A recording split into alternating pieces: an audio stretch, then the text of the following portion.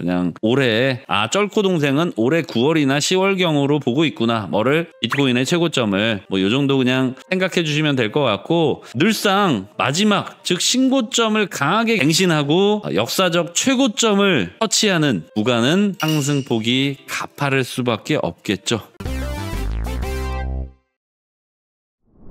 네, 안녕하십니까 부자 형님 누님들, 반갑습니다. 오늘 상당히 가슴을 두근두근거리게 하는 뉴스가 나왔어요. 앞서서 우리 매도 시기에 대해서 언급하면서 잠깐씩 매일매일 우리는 체크하고 있는 이 온체인 데이터, 이 온체인 데이터가 오랜만에 언급이 또 됐습니다. 그런 기사가 나왔는데, 온체인 지표와 현물 ETF 유입 거의 역대급이었죠. 네, 현물 ETF에 대해서는 오늘 방송 제목에도 제가 작성을 해놨는데, 자, 현물 ETF 그제 매수도 사실 무시할 정도가 아니었잖아요. 꽤나 높은 수준이었습니다. 근데 어제의 현물 ETF 유입세는요, 말 그대로 정말 역대급이었어요. 물론 최고 유입은 아니었습니다. 최고 유입을 경신했다 이것까지는 아닌데 거의 근사한 그 정도로 유입세가 강했다. 어제도 전해드린 바 있지만은 우리 SEC 위원장이 바뀌었습니다. 그러니까 스탠스가 완전히 전환된 거고요. 그전에는 아무리 트럼프가 저렇게 상징적으로 비트코인 코인 캐피탈로 만들겠다, 미국이 전략 자산화하겠다, 이런 주장들을, 이런 이제 연설들을 해왔는데, 사실은 그런 것들은 실무자들이 결정을 하게 되는 거 아니겠습니까? 근데 물론 이제 실무자들이라고 하는 건 어떤 그 정부의 취지에 맞게, 취지에 걸맞게 정책들을 펴나가는 건데, 그 실무자가 바뀌었습니다. 그죠? 그러다 보니까 뒤늦게나마, 뒤늦은 것까지는 아니고, 쌀 때 못 산 건 맞지만은 어제라도 샀으면은 그나마 다행인 거죠. 네. 뒤늦게나마 현물 ETF에서도 굉장히 강한 유입세가 보여졌다. 그에 따라서 어제 볼펜 상단을 살짝 들어 올렸습니다 라는 말씀을 전해드리자마자 오늘은 볼펜을 뚫고 나왔습니다. 이는 직전 고점을 넘겼다는 얘기고요. 이거는 직전 고점이라고 하는 건 단기적인 직전 고점입니다. 이게 왜 유의미하냐면요, 지금 현상은 그냥 흔히 얘기하는 되돌림 현상을 넘어섰다는 얘기예요.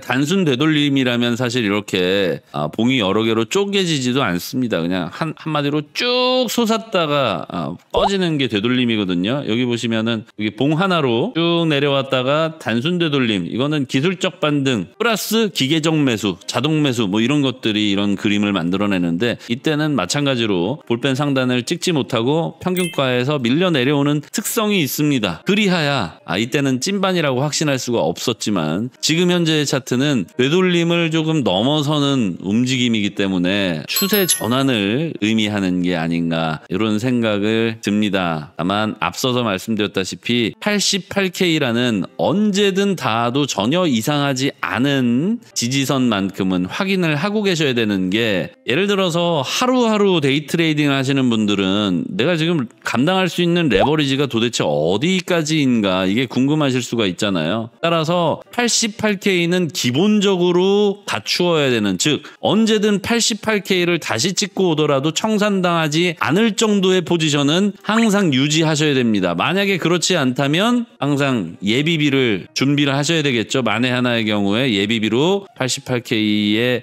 근접하게 되면 보험으로, 그죠? 물을 좀 타거나 반대 매매를 하거나 이런 이 보험금이 좀 있어야 된다는 얘기예요. 즉 데이 트레이딩을 하시는 분들께서도 중장기적인 어떤 지지선 정도는 확인을 하고 계셔야 만에 하나 벌어질 수 있는 상황에 대비할 수가 있다. 투자라고 하는 건 예언하는 게 아닙니다. 예언하고 그냥 눈 감고 있는 건 투자가 아니라 방치라고 해요. 투자를 하실 때는 항상 만에 하나의 경우에 대응하는 겁니다. 투자는 항상 대응이에요. 예상하고 예상은까지는 할 수 있지만 예언을 하면 안 됩니다. 항상 예상을 해놓고 예상 범주 내에서 움직인다면은 그냥 조금 그냥 모니터링 수준의 대응으로 일관하면 되지만, 예상을 조금 벗어나게 되더라도 내가 절대 내 주문만큼은 지켜낼 수 있는 그런 지점들은 알고 계셔야 된다는 거죠. 따라서 오늘 93K를 넘어서 94.5까지 일단은 포인트를 찍었지만, 제가 88K라는 의미 있는 수치를 말씀드리는 이유는 힘을 빼고자 하는 것도 아닙니다. 여러분들 오늘 그나마 좀 다시 웃음을 되찾으셨을 텐데 거기에 제가 찬물 끼얹으려고 하는 말씀이 아니에요. 네, 요 정도는 항상 보수적으로 염두에 두고 계셔야 만에 하나 그런 상황이 발생됐을 때에 내 주문을 지켜내는 데도 도움이 되지만 만에 하나 그런 상황이 나오더라도 절대 내가 공포스러워하거나 당황하거나 하지 않겠죠.